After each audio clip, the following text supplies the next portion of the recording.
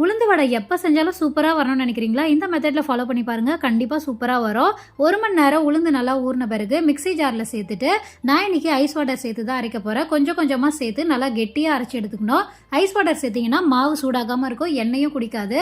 இப்போ அரைச்சி வச்சிருக்க மாவு கூட ஒரு மீடியம் சைஸ் வெங்காயம், ஒரு பச்சை மிளகாய், கொஞ்சமாக கருவேப்பிலை, அப்புறம் கொத்தமல்லி, இப்போ இது கூட 1/2 ஸ்பூன் அளவுக்கு மிளகு, தேவையான அளவு உப்பு போட்டுட்டு கொஞ்சமாக பெருங்காயத்தூள் சேர்த்துட்டு நல்லா பிசைஞ்சு எடுத்துக்கணும்.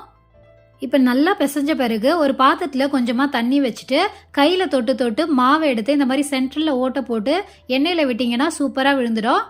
ஒரே கையில் போட வராதவங்க இந்த மாதிரி இன்னொரு கையிலையும் தண்ணி வச்சுட்டு இந்த மாதிரி சென்டரில் ஓட்டை போட்டு போட்டிங்கனாலும் சூப்பராக வந்துடும். பிகினர்ஸ்க்கு கையில் பண்ண கஷ்டமாக இருந்தால் இந்த மாதிரி ஒரு கிளாஸில் காட்டன் துணி போட்டுட்டு ரப்பர் பேண்ட் டைட்டாக போட்டுட்டு தண்ணி தடவிட்டு மாவை வச்சு இந்த மாதிரி ஓட்டை போட்டுட்டு பொறுமையாக விட்டிங்கனாலும் சூப்பராக வந்துடும். ஒவ்வொரு தடவையும் தண்ணி தடவிட்டு தான் விடணும். ஃபர்ஸ்ட் டைம் வரலனா கூட அடுத்தடுத்து சூப்பராக வந்துடும். கண்டிப்பாக ட்ரை பண்ணி பாருங்கள். பாய்.